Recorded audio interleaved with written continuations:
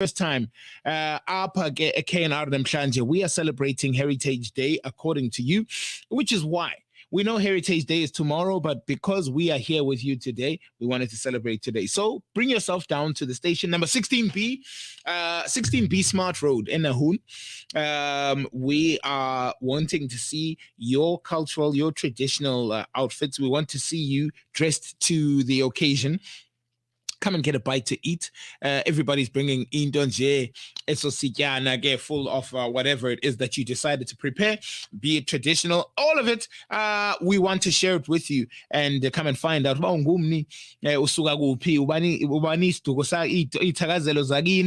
everything else in between. Basically, we just want to get a better idea and also put a face to all the voices and the letters and all the comments that we usually see up on our social media profiles as soon as we go live.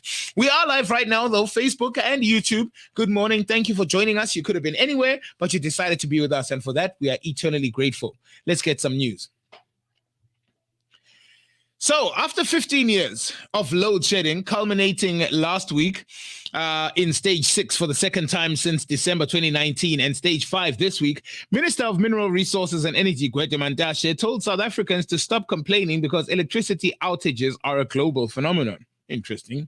However, unlike Europe, where gas and power prices are soaring thanks to Russia's war in Ukraine, SA's deepening energy crisis is not the result of a lack of resources, but rather self-inflicted due to poor management, corruption, and incompetence, according to experts and environmental activists. So our Minister of Energy and Resources, Mineral Resources, believes that load shedding is a global issue. Don't worry about it. It happens everywhere. Does that make it okay, even if it was? That's the problem. 25 after 9, let's keep it moving.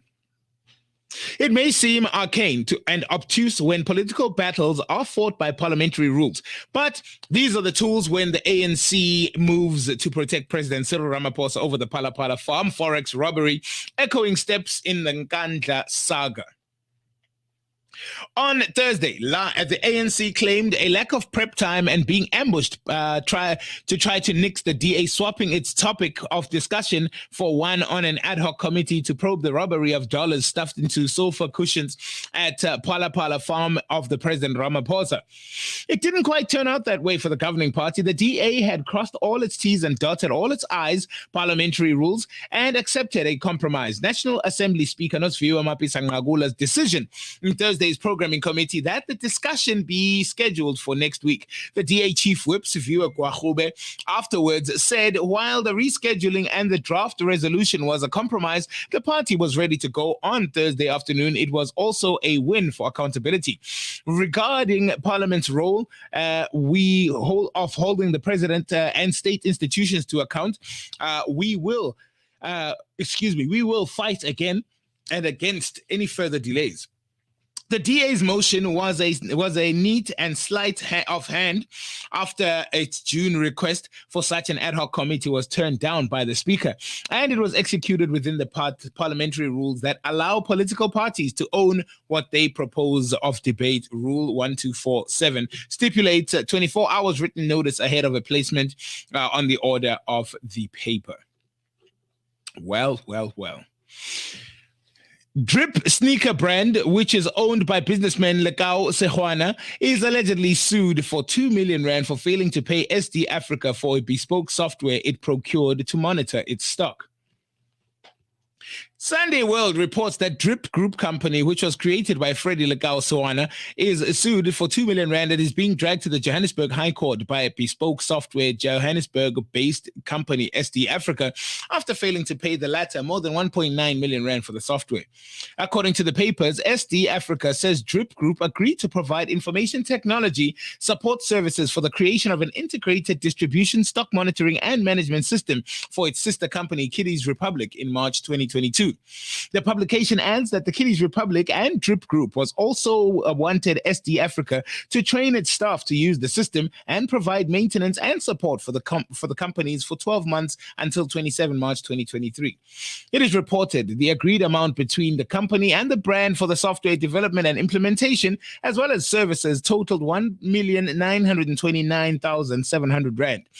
And this amount includes VAT, value-added tax. The first defendant and the second defendant would be jointly and severally liable for the agreed upon amount for the for software development and services. Now, according to the publication, Drip founder Sehwana declined to comment and said he is not aware of a lawsuit at the time of publishing. Well, just pay who you owe, man. It's that simple, I guess. Singer and former Generations, the legacy actress Letoya Makene, has opened a case of fraud. This after she was scammed into believing she was booked to perform at a birthday party for Sean Mamkize Mkize. The alleged swindlers who pretended to be the organizers of Royal AM owner's businesswoman's birthday bash booked the musician for a performance and reportedly defrauded her of 8,000 rand. It appears McKenna and her team were not aware that Mamkize had already celebrated her birthday in April this year by throwing a huge and lavish Egyptian-themed Thanksgiving party in Sandton. The publication was informed of the alleged scamming incident by McKenna's manager, and after negotiating the booking fee and agreeing to 30,000 rand, Ralengule said one of the scammers asked her to send him Latoya's bank account and promised to deposit the money. After sending the bank account to him, he said he would pay 38,000 and send proof of payment immediately. She told the publication the 8,000, according to the scammer, was for flights and accommodation. However, the money did not reach McKenna's account. When we told him that the money was not reflecting in Latoya's account, he gave an excuse that it was delayed because he transferred it from a Standard Bank to FNB. He then asked if we could find 8,000 rand elsewhere immediately and paid into the account of the travel agency because we needed to be in Durban the following day. McKenna and her team finally paid the 8,000 to a travel agency the swindlers had advised them to use. And shortly after making payment, efforts to contact the con artist failed. Yeah, okay. 30 minutes exactly after 9 a.m. 3 Zimbabweans were burnt to death in Chavani village outside Elim on Saturday. They had been accused of stealing cables and solar panels. About 200 immigrants then fled their homes. Some were forced out of their houses by vigilante groups. They have fled to other villages or are hiding in the bush. Makado police spokesperson Sergeant Chifiwa Irene Radzilani said the 3 Zimbabweans were burnt beyond recognition. Police have opened murder cases. No arrests have been made.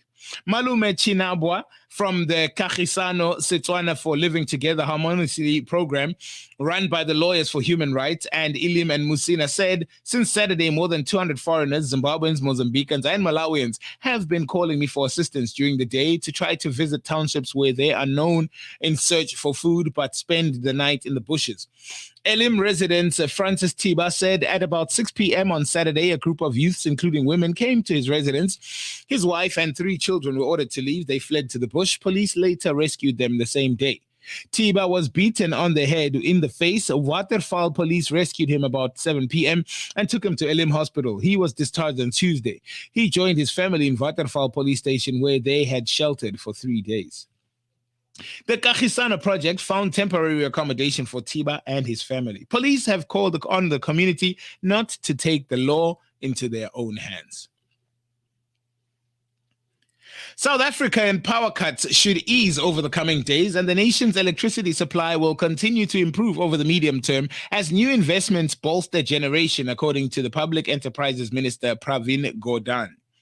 We will have load shedding for a while in South Africa, Gordhan said on Thursday in an interview on Bloomberg television using a local term controlled blackouts, but not of the order that we've seen in the recent past. Eskom Holdings SOC Limited, which supplies more than 90% of the nation's power, cut 6,000 megawatts of power from the national grid over the weekend, leaving businesses and homes without electricity for more than 4 hours at a stretch. Energy shortages dated back to 2008, but the problem has become increasingly acute, with outages reaching a record this year as more than half of the utility's capacity was taken offline at times due to breakdowns and maintenance. South Africa should have built additional capacity almost 2 decades ago and now needs massive investment in energy infrastructure, according to Gordhan. He expects a government initiative to buy more power from private producers of renewable energy to stabilize the energy supply over the longer term, and said there remains a huge appetite to invest despite delays in the program.